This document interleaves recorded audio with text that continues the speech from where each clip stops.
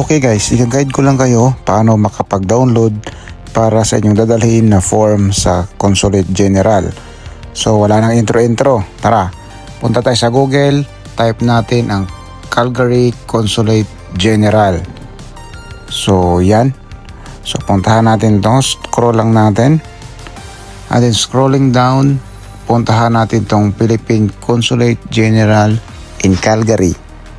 So sa Calgary kami, so yan yung aming proseso. So kung iba sa inyo, so i-follow nyo lang yung sa inyo. Pero yan yung guide lang namin paano kami nakapag-download ng aming form.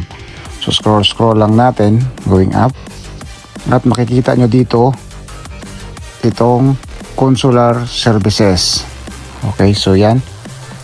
I-click natin dito kung ano yung mga kailangan natin, kung yung mga civil registration, dual citizenship, passport. So dito tayo sa notarials and apostille. So yan, scroll up natin. So then makikita nyo naman ngayon itong naka blue na parang naka highlight dito yan sa loob ng notarials and apostille C forms.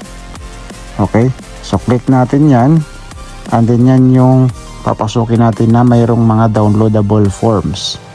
Okay,